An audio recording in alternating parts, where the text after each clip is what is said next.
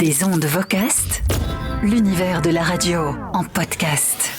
Des ondes Vocast, le podcast sur le monde du broadcast et du podcasting. Comme à chaque début de mois, nouvelle émission sur les actualités, innovations et histoire de la radio. Bienvenue. Des ondes Vocast. Un épisode qui s'annonce encore une fois passionnant, car dans un instant, nous parlerons des podcasts produits par le groupe TF1. Encore un bel exemple de la convergence des médias. Nous parlerons des podcasts LCI et surtout de l'offre sous la marque TF1 avec Julien Laurent, qui est responsable du marketing digital de la branche info du groupe TF1 LCI.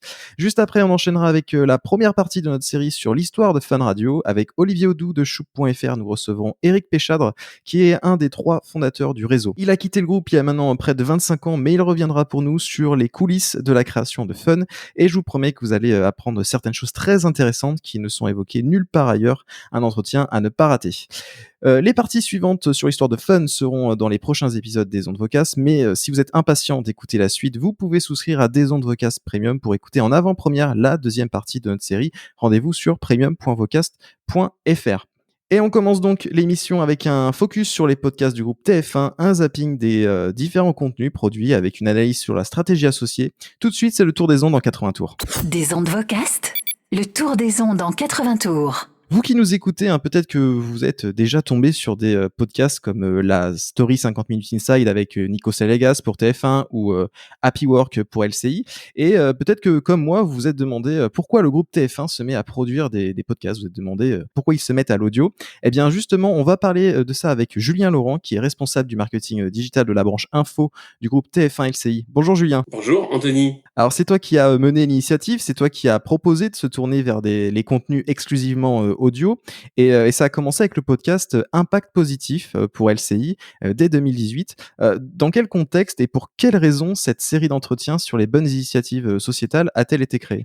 C'est une histoire intéressante parce qu'elle est l'illustration d'un projet d'intrapreneuriat qui devient un vrai projet groupe. Moi, je suis passionné, je crois comme toi, depuis toujours par le média audio, bien que travaillant à la télé. Et ça fait longtemps que j'écoute des podcasts et dans mon métier qui consiste concrètement à fabriquer des offres numériques pour l'info, le podcast, ça me travaillait. Je me suis appuyé en fait sur une initiative de la direction RSE du groupe Bouygues qui voulait nous faire réfléchir au sein de la direction de l'info sur un média, on va dire, positif. Et on a cherché quel média frugal on pourrait rapidement mettre en place pour le développer. Et puis, très vite, l'idée du podcast, elle s'est imposée.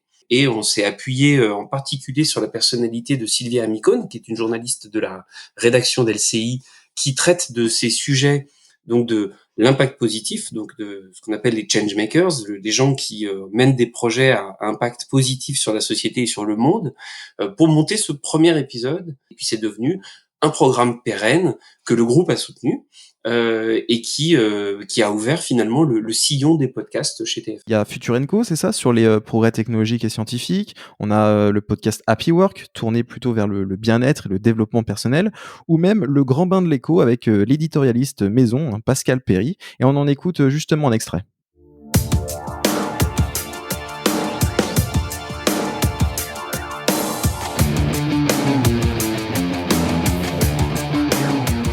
Bonjour, chers amis de l'économie. Je m'appelle Pascal Perry. Bienvenue dans mon podcast, Le Grand Bain de l'écho. Je propose d'éclairer votre route. Pouvoir d'achat, fiscalité, politique publique, consommation ou stratégie d'entreprise. Dans ce monde incertain et ambigu, je vous promets de simplifier ce qui est complexe sans en réduire le sens. Alors mettons-nous en route dès maintenant.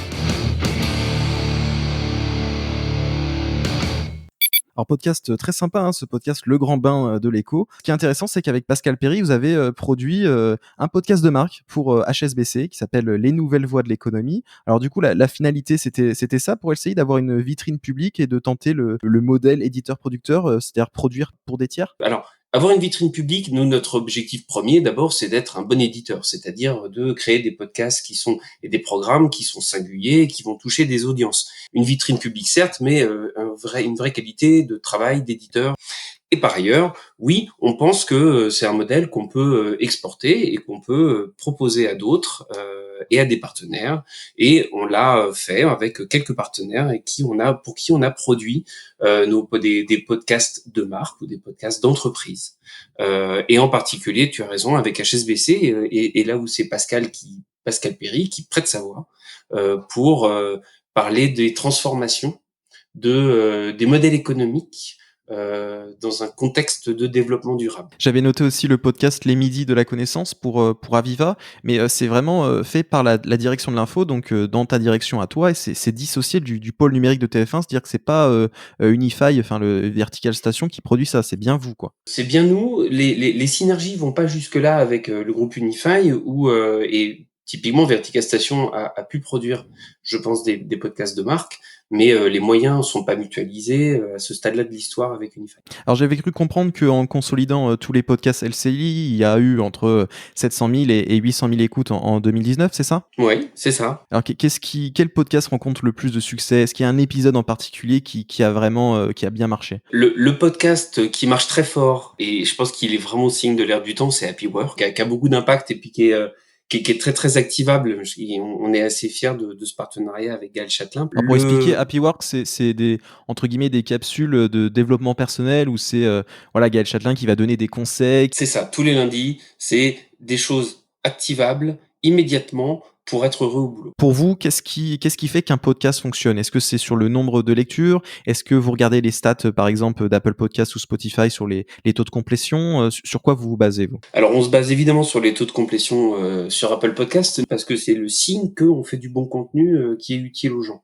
En l'occurrence, les taux de complétion, ils sont très bons, donc on est ravis. Et on s'intéresse autant au volume qu'à la croissance et à la dynamique qui se crée autour des programmes. Et jusqu'à présent, toutes les dynamiques ont toutes été très positives, puisque globalement, on voit bien que la construction de l'audience d'un podcast chez nous, c'est entre 15 et 30% de progression tous les mois. Mois après mois, vous avez 15 à 20% d'écoute en plus. Environ, ouais.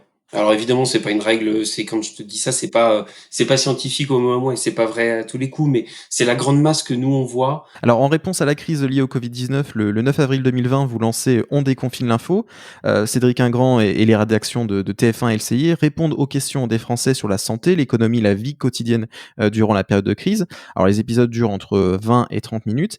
Et ce qui est vraiment intéressant, c'est que On déconfine l'info, c'est un sacré défi, puisque le groupe TF1 se met à produire pour la première fois un podcast quotidien. C'est un gros boulot. Est-ce que c'est grâce aux expériences précédentes que vous avez pu vous lancer dans un tel projet ? Oui, on n'aurait pas pu le faire si on n'avait pas passé les étapes précédentes, c'est-à-dire d'apprendre à non seulement produire du contenu, mais en plus à faire tout ce qui va autour. C'est quand on crée un podcast, il faut apprendre à maîtriser l'écosystème de distribution, ils font les hébergeurs, etc. Tout ça, on a pu le faire très vite parce qu'on avait l'expérience pour le faire, et après, il restait plus qu'à produire le contenu.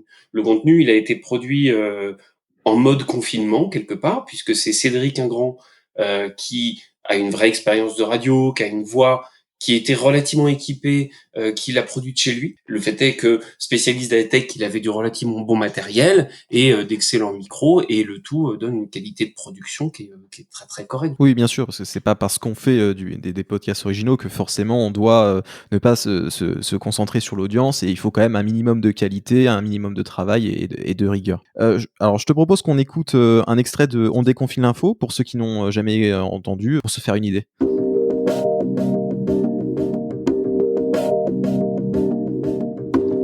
5 juin 2020, on déconfine l'info, Cédric Ingrand. Au sommaire aujourd'hui, vous pensiez avoir fait du télétravail pendant 10 semaines de confinement, eh bien vous aviez tort, ou du moins vous n'avez pas encore goûté au vrai télétravail. C'est ce que nous dira l'une des autrices du Télétravail pour les nuls, un livre qui sort pile poil au bon moment. On verra aussi comment le télétravail pourrait bien remettre certaines villes moyennes à la mode. Est-on passé en quelques semaines d'une pénurie de masques à la situation inverse ? C'est ce qu'expliquent aujourd'hui des entreprises qui les produisent et se retrouvent avec des stocks d'invendus. La faute à des administrations et des entreprises qui se fournissent désormais à l'étranger. Une histoire de faux.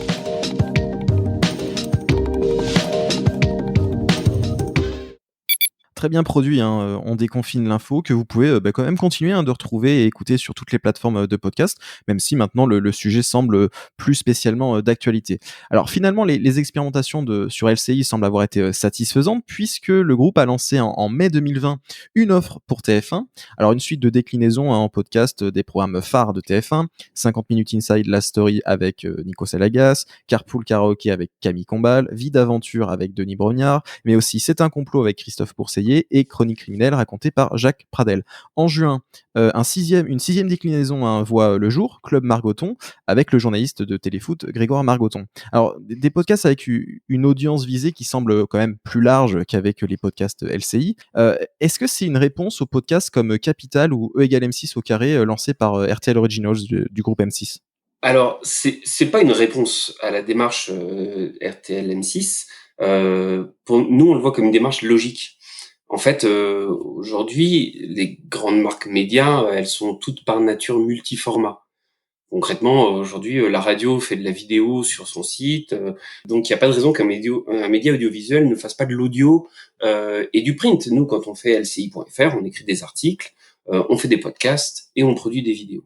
Donc, logiquement, on en vient à l'audio, puisqu'il vient compléter le spectre des formats qu'on peut proposer pour toucher tous les publics. Tu m'avais dit que c'était une autre direction qui s'occupait des podcasts de TF1. Toi, tu avais juste plutôt apporté de l'accompagnement et ton retour d'expérience avec ce que vous avez fait pour LCI. Est-ce que tu as eu des échos sur le lancement des podcasts de TF1? Est-ce que ça a été plutôt une réussite? Est-ce que c'est déjà à la hauteur des espérances internes? Est-ce que les premiers résultats sont encourageants? Le projet, c'est un projet podcast groupe dans lequel l'initiative que j'ai menée, qui maintenant fait vraiment partie de notre activité au sein de la direction de l'info, est intégrée. Mais c'est pas moi qui pilote directement les podcasts TF1. Donc je peux pas te donner l'ensemble des chiffres. De toute façon, l'initiative, on va dire le projet, il est quand même assez frais. Donc on a peu de recul. Ce qui est certain, c'est qu'on est très très content du lancement. Ça a été lancé en plein confinement. On n'a pas arrêté le calendrier à cause du confinement. Je crois qu'au contraire, en plus, il y avait une assez forte demande de contenu à ce moment-là. Et les résultats sont très encourageants. Maintenant, on relèvera les compteurs à la fin de la saison 1 pour se dire on est vraiment totalement satisfait. Ce qui est sûr, c'est que l'écho est très positif à ce stade. Chronique criminelle par Jacques Pradel, c'est assez surprenant car quand vous l'avez lancé, Jacques Pradel était encore sur RTL pour l'heure du crime. Et puis justement, si on compare avec son émission de radio, bon, les ressemblances ne manquent pas. Écoutez.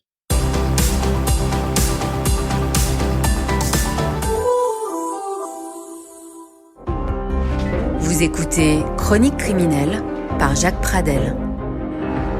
Dans cet épisode, l'affaire Troadec. Le meurtre des Troadec. Cette affaire a tous les ingrédients d'un roman noir. Une famille entière qui disparaît, une scène de crime sanglante et des indices improbables semés par un suspect insaisissable. Le tout sur fond de mystérieux trésors en lingots d'or. Alors, que s'est-il passé dans la maison de cette paisible famille bretonne? Pourquoi les Troadec ont-ils été massacrés? La réponse dans cette nouvelle enquête de Chronique criminelle.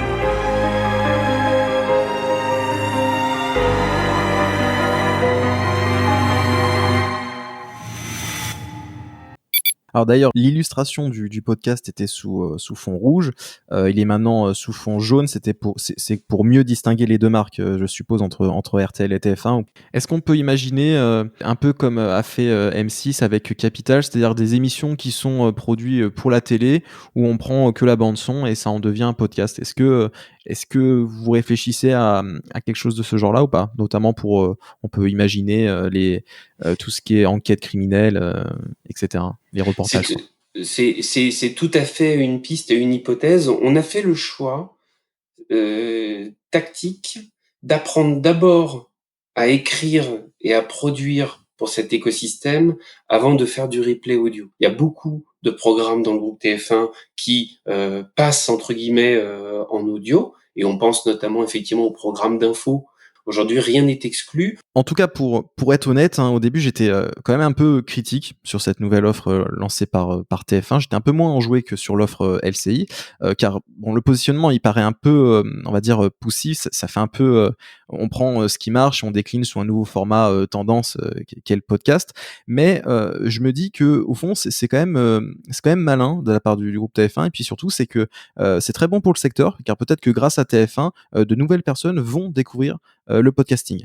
Alors, j'ai été par contre assez étonné sur la diffusion, les stratégies de distribution. Sur MyTF1, on ne retrouve que quelques extraits en audiogramme en plus. Il n'y a pas les liens vers les plateformes externes. Donc j'ai été assez surpris que les podcasts ne soient pas en intégralité, voire même en audio augmenté, c'est-à-dire avec des images, d'illustrations, des gros titres, sur le portail replay de TF1. Et puis surtout, j'ai été surpris qu'un acteur comme TF1 fasse le choix de perdre le contrôle entier sur son contenu en distribuant ses productions en podcast via un hébergeur externe, à savoir AudioMeans. Pourquoi avoir fait ces choix technologiques, c'est-à-dire plutôt sortir les contenus du portail MyTF1 et utiliser une solution externe comme AudioMeans? Plutôt la non-entrée des contenus audio dans le portail MyTF1, c'est pas une vérité absolue. Et c'est quelque chose qui pourra tout à fait évoluer. Donc ça veut dire que vous n'excluez pas en fait finalement de bien intégrer les épisodes en intégralité sur MyTF1? Évidemment, et ce sera sans doute le cas bientôt. Et concernant le choix technologique de prendre une société d'hébergement de podcasts externe, à savoir AudioMeans? Alors sur ce choix-là, nous on a beaucoup expérimenté à l'info. On a testé Libsyn, on a testé Pipa, qui entre-temps est devenu Acast, on a testé Ocha. On voit bien que l'écosystème de l'hébergement, d'abord il est complexe, il est très mouvant. Et on a arrêté notre choix sur AudioMeans dans le cadre du projet groupe. Pourquoi on a fait ce choix-là? D'abord parce que on trouve très sain de travailler avec des startups françaises. La deuxième raison, c'est que on connaît et on a une bonne relation avec les fondateurs et on sait que ce sont d'excellents professionnels. Et par ailleurs, on a pu rentrer avec eux dans une logique de co-construction. Peut-être que vous n'excluez pas d'engloutir AudioMeans peut-être à terme? Alors, il est bien trop tôt pour en parler et je suis pas sûr que ce soit encore vraiment dans le radar de qui que ce soit. Alors, en continuant de creuser le côté technique, je me suis rendu compte que les fichiers étaient servis via Soundcast également. Alors, Soundcast, c'est une startup accélérée par TF1 Media Lab, surtout utilisée comme ad server pour l'offre de pré-roll audio des Indes radios avec TF1 Publicité. Alors, on imagine la possibilité pour la régie de TF1 de vendre des pubs sur ces podcasts et voire même, pourquoi pas, des packages combinant des audiences numériques du GIE des Indes radios et celle de l'audio du groupe TF1, non? Oui, tout à fait. Nos podcasts, ils vont constituer une audience et bien sûr, à terme, il serait logique que ce bassin d'audience qu'on va constituer et à l'info et avec les programmes des podcasts TF1 plus les Indes radios fasse une offre globale qui soit à disposition de TF1 Publicité et des annonceurs. Après, tu me confirmes que pour l'instant, c'est pas le cas. Pour l'instant, vous ne monétisez pas encore puisque voilà, l'audience n'est pas encore assez énorme. Vous avez quoi comme objectif d'audience pour pouvoir monétiser? Ce qui est sûr, c'est qu'on commence à avoir vraiment pas mal de demandes sur des choses assez intégrées, donc plutôt dans une logique de sponsor. Mais les premiers briefs, ils arrivent et je pense que d'ici quelques mois, on aura atteint la masse et les volumes suffisants pour que les premières campagnes tombent sur le réseau. Du coup, voilà, vous n'excluez pas de faire qu'un seul modèle de monétisation. Vous pensez continuer à faire des podcasts de marque comme vous l'avez fait avec le podcast de la HSBC. Pourquoi pas faire aussi du sponsoring et de la pub classique en spot programmatique avec Soundcast? Exactement. Ce qui est certain, c'est qu'il y a une vraie demande aujourd'hui des entreprises de pouvoir s'exprimer à travers le podcast. Et ce modèle éditeur-producteur dont on parlait, on est tout à fait convaincu qu'il a du sens et on est organisé maintenant pour pouvoir le proposer à des partenaires. Et par ailleurs, on va rester sur notre métier historique qui est d'aller toucher des audiences et de pouvoir on va dire, mettre cette audience à disposition d'une régie et des annonceurs pour qu'ils puissent eux-mêmes remplir leurs objectifs. Merci Julien d'être intervenu dans Des Ondes Vocast et vous pouvez retrouver une synthèse de cet entretien sous forme d'article texte. Le lien est dans la description. Et tout de suite, on démarre notre série sur l'histoire de Fun Radio, deuxième partie de l'épisode, les archives. Des Ondes Vocast, les archives. Première partie sur l'histoire de Fun Radio. L'histoire de Fun Radio est trop méconnue et pourtant passionnante, mais assez longue aussi. C'est pourquoi nous allons vous la raconter en plusieurs parties. Tout au long de l'été 2020, vous retrouverez chaque mois la suite sur notre série sur l'histoire de Fun Radio. Et j'aurai à chaque fois à mes côtés Olivier Audou pour nous raconter cette page importante de l'histoire radiophonique. Pour rappel, Olivier, tu es journaliste sur la lettre pro de la radio. Tu es aussi le créateur du site choup.fr, site consacré à l'histoire des radios FM. On fête en effet les 20 ans de Choup cette année. On a désormais plus de 6000 radios référencées. Et pour l'anecdote, ma passion pour la radio et donc de la création de Choup, eh bien, elle est venue de Fun Radio. Et le réseau Fun a connu des débuts chaotiques. Alors forcément, pour parler de sa création, on va devoir resituer le contexte. Le début des radios libres dans les années 80, l'autorisation de la pub en 1984, et par la même occasion, les énormes enjeux autour de la création de réseaux, de franchises. Et c'est au cœur même d'Énergie, un des plus ambitieux réseaux en devenir que va être créé Fun. On a retrouvé l'un des 3 fondateurs de Fun Radio. Il s'agit de Éric Péchadre. Éric a fondé en 1985 Fun Radio dans le sud de la France avec Pierre Lattès et Jean-Baptiste Blanchemin. Bonjour Éric. Bonjour. Pour planter un peu le décor, on est au début des années 80. Vous avez seulement 28 ans et vous êtes déjà entrepreneur à la tête d'une entreprise de 120 employés. Vous faites à l'époque des journaux gratuits, de petites annonces dans les grandes villes du sud de la France. Donc, 2 jours après l'élection de François Mitterrand en 1981, vous décidez de revendre tous vos journaux gratuits pour investir dans la radio, alors même que la publicité n'était pas encore autorisée. Et donc, vous commencez à monter des associations un peu partout dans le sud de la France pour obtenir des fréquences un peu partout dans toutes les grandes villes. Donc, vous aviez commencé à monter des radios, mais vous ne pouviez pas encore faire de la publicité jusqu'en 1984. Il faut savoir que quand on a créé des radios, nous, on a créé des radios pour être des supports publicitaires. On créait des supports de pub. Et en 84, enfin, la publicité est officiellement autorisée, vos radios deviennent commerciales et vous développez enfin, de manière tout à fait légale, la publicité et sur votre réseau de radios dans le sud de la France. Et surtout de manière très très rapide, parce que comme avant, j'avais un certain nombre de journaux gratuits, les directeurs de ces journaux m'ont quasiment tous rejoints. Et donc, on a pu bâtir une force de vente quasiment immédiate qui nous a mis très nettement en avance. Donc, vous êtes leader en termes de revenus publicitaires dans pas mal de villes sur lesquelles vous émettez avec vos radios indépendantes. Et alors, pourquoi vous décidez de vous rapprocher de Énergie ? On avait quand même un peu épuisé nos moyens financiers en exploitant des radios et en les faisant vivre comme des radios assez professionnelles, parce qu'il fallait quand même être professionnel pour avoir de l'audience, donc avoir du bon matériel, avoir des bons compresseurs, des bons émetteurs, avoir des antennes bien placées, etc. Donc on avait quand même pas mal de frais. C'était des frais que je supportais en grande partie seul avec Jean-Baptiste. Au départ, les 3 premières années, la pub n'était pas là, donc c'était à fond perdu en fait. C'était quasiment à fond perdu. Les recettes publicitaires, tant que la pub n'a pas été autorisée, couvraient 10 ou 15% de nos dépenses mensuelles. Donc c'était vraiment ridicule. Et on est arrivé un peu au bout du trésor de guerre de la vente des journaux gratuits. Et à ce moment-là, on s'est rapproché d'un groupe de presse quotidienne régionale du Languedoc-Roussillon qui était Midi Libre, où on s'est associé avec eux dans le développement de la radio. Très rapidement, quand la pub a été autorisée et que Midi Libre a vu que les commerciaux qu'on avait faisaient vraiment de l'ombre aux commerciaux de la presse quotidienne et aux commerciaux de leur presse gratuite, je me souviens d'une réunion avec le président de Midi Libre à l'époque qui m'a expliqué que bon, c'était très bien, mais qu'il fallait pas quand même qu'on en fasse trop parce que ça allait être dommageable au budget des quotidiens. Mais moi, j'étais pas associé dans les quotidiens avec lui, j'étais associé dans la radio. On allait être bridé dans le développement du marché publicitaire et ça m'allait pas du tout. Donc, à partir de ce moment-là, moi, j'avais toujours un plein de fréquences dans des villes où j'avais des fréquences en double. Donc, ce que j'ai fait, c'est que finalement, j'ai vendu toutes les radios qui étaient en exploitation à Midi Libre. J'ai repris ma liberté vis-à-vis d'eux. J'aurais laissé toutes les radios qui existaient à l'époque, c'était Radio Alligator à Montpellier, Radio Corail à Narbonne, Radio 11.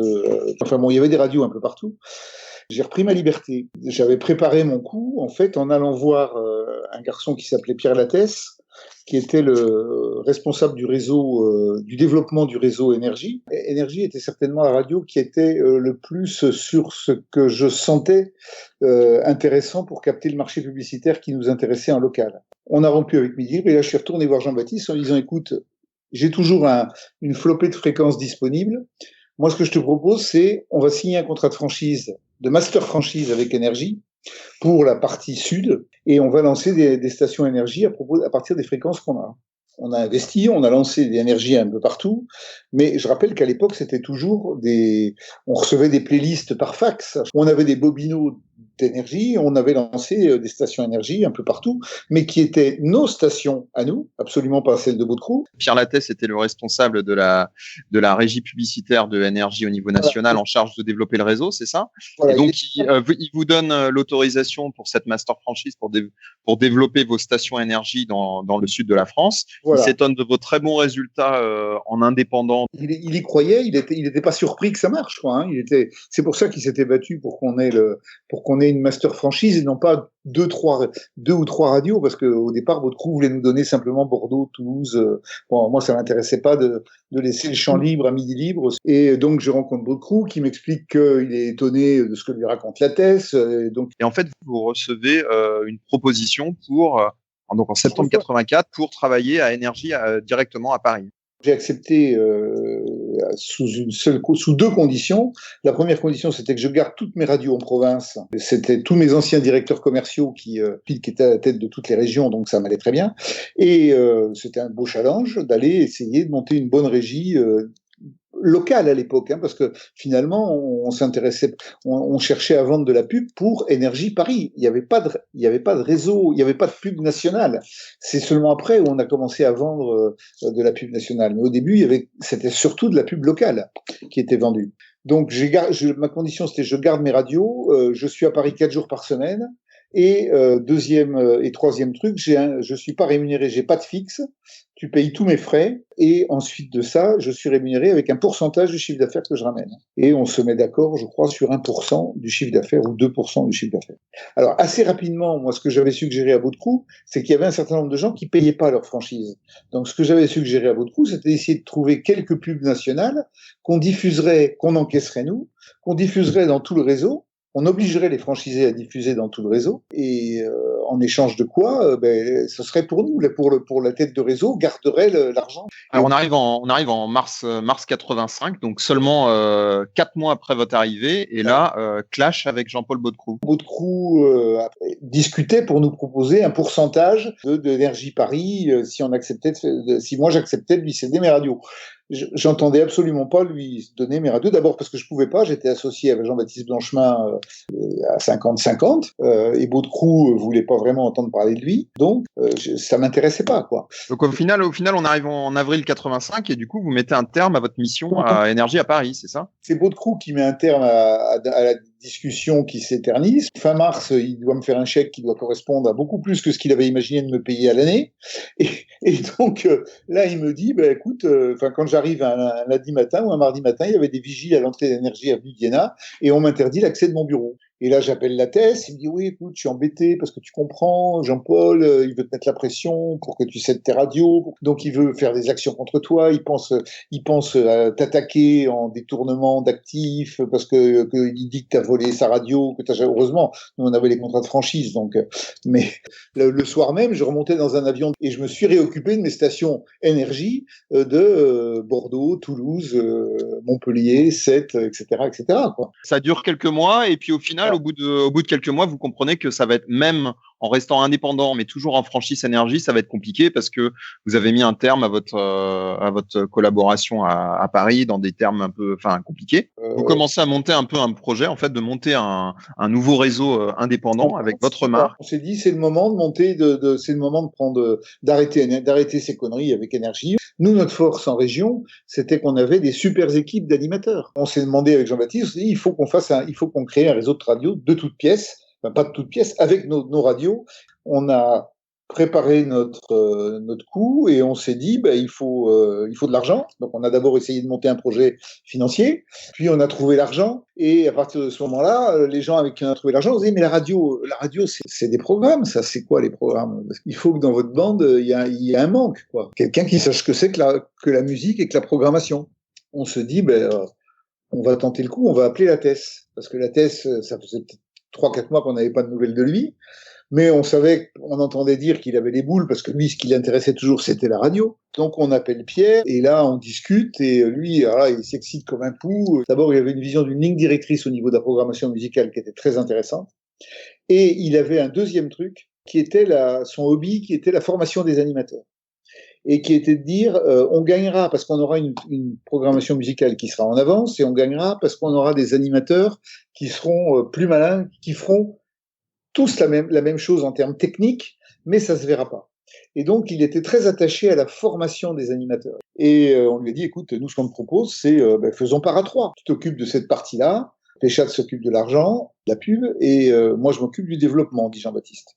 On retourne voir nos capitaux risqueurs, à qui on présente le trio. Finalement, ils nous disent banco. Et du coup, pourquoi le nom Fun, d'ailleurs ? Le nom de Fun, ça a été une proposition. On avait de multiples propositions au niveau de l'agence de pub. On avait pensé d'abord à Chic, qu'on n'avait pas déposé. Alors voilà, on a lancé une radio à Nice qui s'appelait Chic, et Chic FM, et qui était en fait le test de la radio qu'allait faire la thèse pour Fun. Personne ne savait que c'était nous qui avions Chic. Et puis finalement, on n'est pas parti sur Chic. La thèse a très vite compris comment il fallait faire. Notamment, il avait imaginé un truc qui était fabuleux, qui était comment passer plus de morceaux de musique dans une même heure avec des tubes. C'est-à-dire que on passait beaucoup plus de tubes que les autres en raccourcissant les couplets ou des refrains, de façon à avoir plus de musique. Et on avait aussi un autre système qu'il avait mis en place il a été le premier à faire ça. C'est-à-dire quand les maisons de disques nous envoyaient des caisses de disques qu'ils allaient sortir, on les testait. C'est-à-dire qu'on avait, je me souviens toujours, on avait une salle où on avait 8 ou 10 personnes au téléphone qui appelaient des auditeurs de la radio et qui leur disaient on va vous faire écouter des disques et vous nous dites stop quand ça vous gonfle. Et donc on a formé cette espèce de task force pour être prêt un jour X. On avait fait une réunion 2 ou 3 jours avant à Agde et 2 jours après, donc le 2 octobre, alors on a basculé sans que les animateurs soient au courant. Ça a été assez hard quand même pour un certain nombre de gens. Je pense pas qu'on puisse dire qu'on ait fait dissidence d'énergie. On a fait que récupérer notre bien. C'était nos stations. À un moment, on a changé de marque. Dans la nuit du 1er au 2 octobre 85, vous dites en gros à tous vos animateurs, demain matin, ça va s'appeler Fun. Un nouveau slogan, tant qu'il y aura des piles. Et puis des tracts qui sont distribués dans la rue qui dit changer d'énergie sans changer de fréquence. En fait, tout ça, c'était orchestré et préparé par l'ensemble des chefs de station, ville par ville. Quand on a distribué les tracts, je me souviens qu'il y avait des centaines de personnes dans toute la France qui distribuaient ces tracts. C'était pas les animateurs de radio. Donc on a organisé notre lancement. Justement, on a retrouvé des jingles de l'époque, les tout premiers jingles de Fun. Écoutez.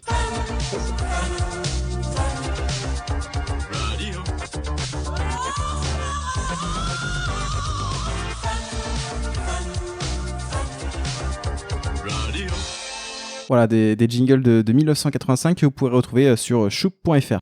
On a basculé 7 stations, je crois, qui étaient nos grosses stations en propre. Et puis, on a dû en rajouter très rapidement une douzaine qui étaient des stations qui n'étaient pas des énergies. Il y avait Chic à Nice, qui est devenu Fun. Il y a eu quelques autres radios. Grenoble, c'est une station à nous, donc qu'on n'avait pas ouverte. Donc, on a ouvert ce jour-là. Quelle a été la réaction de Énergie sur les 7 fréquences du coup qu'ils ont perdues?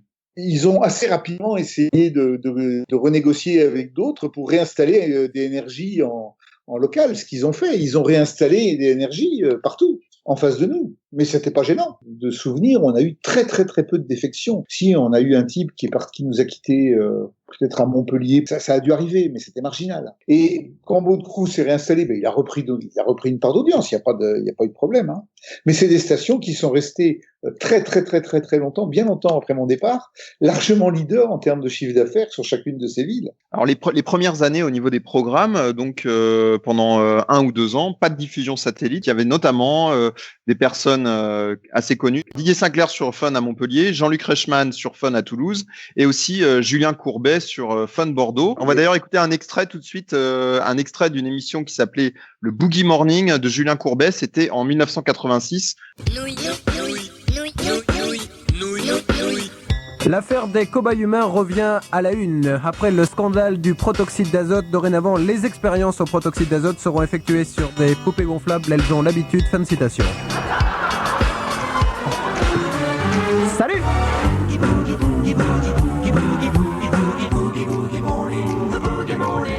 Le Boogie Morning, Courbet le brunch comme tous les matins et sa famille pour l'encadrer. Si vous aimez la bonne musique, vous avez choisi la bonne fréquence puisque Fun Radio vous proposera d'ici la fin de l'heure Crush, Jocelyne Berroir et Kassav, Robert Farrell, France Gall, Jacques Bastello, Bonheur des Dames et Liam.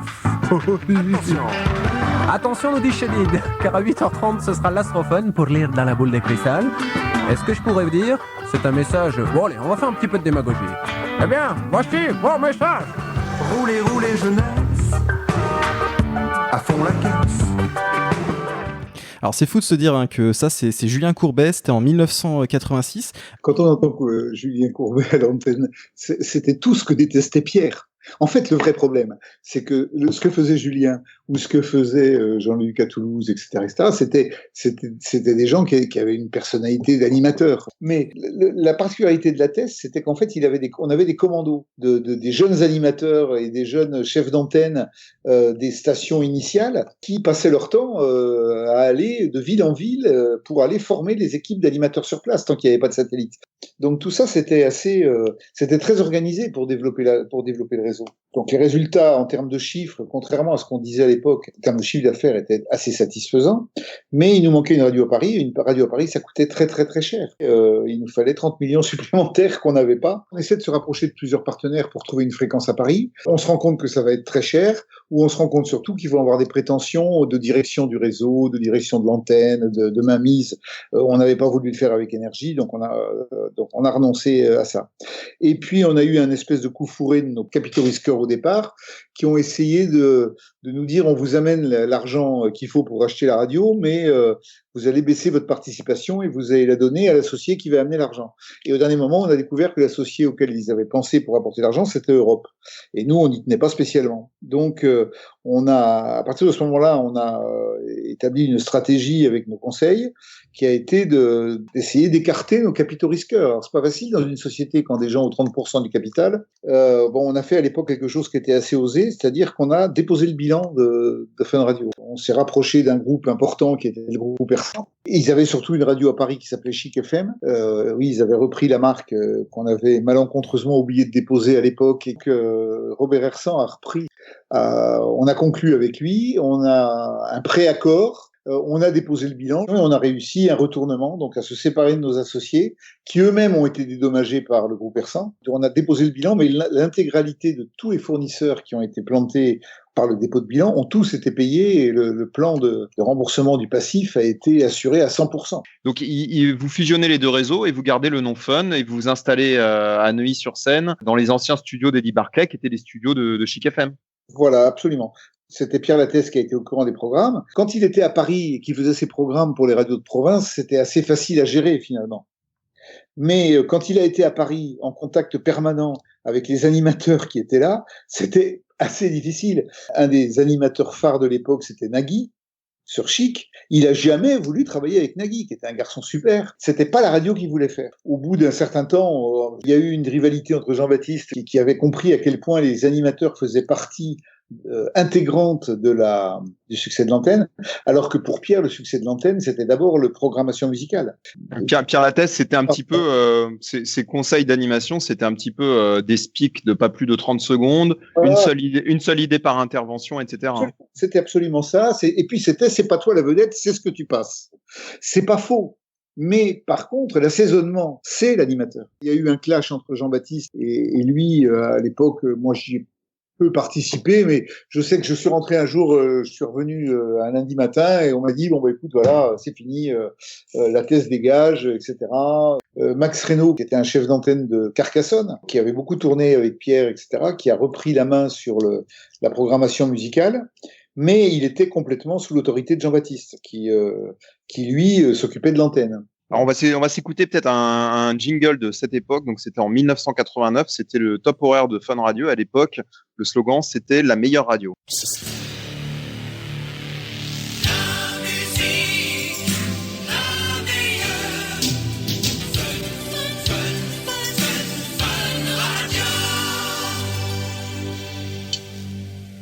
Alors un top horaire de 1989 et en 1989, Hersan appelle un nouveau dirigeant à son bord, Benoît Sillard. Quand on est arrivé à Chic, il y avait un patron du groupe Hersan qui était là, qui était un super administratif, qui s'appelait Daniel Vaucan, qui est parti, je ne sais plus trop dans quelles conditions, et alors qu'on s'entendait avoir arrivé quelqu'un qu'on connaissait et avec qui on avait des atomes crochus, on a vu arriver Benoît Sillard. Moi, j'avais rendu un rapport pour expliquer qu'on était tout seul. On était isolé sur le marché de la pub. Le marché publicitaire local, on l'avait. Donc, maintenant, on est en train de se battre avec le satellite sur le marché publicitaire national. Et autant sur le marché publicité local, je pense que j'assurais tout à fait, autant sur le marché publicitaire national, j'avais pas de prétention de connaître ce marché et de le travailler et de l'optimiser. Et pour ça, les régies nationales, ça a été à l'époque IP pour RTL, régie numéro 1 pour Europe. Donc l'idée, c'était de se rapprocher d'eux pour vendre des couplages. R100, qui ont commencé à en avoir marre de perdre de l'argent tous les ans. Donc moi, j'ai commencé à rencontrer les autres régies. Il y avait un certain nombre de gens qui étaient intéressés et il y a des gens qui semblaient plus intéressants que d'autres, c'était RTL. Parce qu'en fait, ils n'avaient pas pris le virage de la FM. Ils étaient partis beaucoup plus tard que Europe 1. J'ai fini par rendre mon dossier en disant voilà, s'il y a un partenaire avec qui on a des chances de s'entendre. Moi, je commençais déjà à avoir un peu d'autres idées et d'autres projets. On cherchait un bon partenaire pour l'avenir pour la radio. Et finalement, on s'est rapproché. La décision a été prise de se rapprocher avec RTL et de fusionner la régie, de faire absorber la régie Fun par IP. IP, c'est-à-dire Havas. Sillard est arrivé, disons, dans l'année qui a précédé la session. Mon désengagement à moi, il était déjà acté. Moi, je m'occupais de mon boulot qui était de vendre, de faire marcher la régie et de faire rentrer de l'argent. Donc, Sillard est arrivé, il s'est assez vite chauffé avec Jean-Baptiste. Et donc, quand ça a été vendu avec RTL, ça a été le moment où on est sorti, en fait, à quelques mois d'intervalle. Fun Radio s'est développé dans les pays de l'Est à la fin des années 80. C'était sous votre direction ou c'était sous Sillard ? Oui, non, c'était bon. On avait un garçon qui était un chef d'antenne, Didier Sola, qui était chargé de développer Fun dans les pays de l'Est. En fait, il était surtout chargé d'aller trouver des gens qui acceptaient nos émetteurs et à qui on envoyait des disques. C'était notre action de charité. On savait absolument pas ce qu'ils faisaient. Hein. Donc, c'était vraiment, que ce soit en Pologne, ou que ce soit en Tchécoslovaquie, ou que ce soit en Roumanie. On a fait le lancement de Fun, je crois, à Varsovie ou à Cracovie. C'était mémorable, quoi. C'était vraiment. Après, quand le dictateur local a été mis dehors, on a lancé très rapidement Fun. Et là, j'étais encore là. Mais j'étais déjà à RTL, hein. J'étais déjà à IP, je veux dire. J'étais plus dans la radio. La radio, à partir du moment où la décision de vente avait été faite, je m'occupais plus vraiment du produit, quoi. En tout cas, on parlera en détail de la nouvelle vague de programmes mise en place sous la direction de Benoît Sillard dans la suite de l'histoire de Fun Radio dans Des Andrecast. Merci Eric d'être intervenu et de nous avoir raconté en détail la création du réseau Fun. À bientôt. Au revoir. Si vous souhaitez écouter la suite de cette série, la deuxième partie est dans le prochain épisode. Et sachez que la suite est déjà disponible sur Des Andrecast Premium. Et d'ailleurs, exclusivement au sein des Andrecast Premium, il y a aussi 20 minutes d'extrait de Fun Radio daté de 1991. Absolument inédit. Pour devenir membre, c'est seulement 1 € par mois sans engagement. Et cela permet de montrer votre soutien au projet Vocast. C'est très simple, hein. Rendez-vous sur premium.vocast.fr. C'est la fin de cet épisode des Ondes Vocast, le podcast sur le secteur de la radio. Merci de nous avoir écoutés jusqu'au bout. En voix off, Estelle Hubert, et pour les critiques musicaux, c'est bien entendu toujours un clin d'œil au film Radio Star. N'hésitez pas à parler de ce podcast autour de vous, n'hésitez pas à montrer comment on peut s'abonner facilement au podcast, que ce soit sur Apple Podcasts, Google Podcasts, Deezer ou Spotify. Et puis sur notre site web, vocast.fr, vous retrouverez des liens vers les articles médiums complémentaires sur l'innovation en radio. Et puis via le menu bonus, vous pouvez accéder au résumé en story, consulter le système de pige horaire de plus de 200 radios. Le prochain épisode des Ondes Vocast sera disponible à l'écoute au plus tard dimanche 2 août 2020. À très bientôt, ciao. Des Ondes Vocast.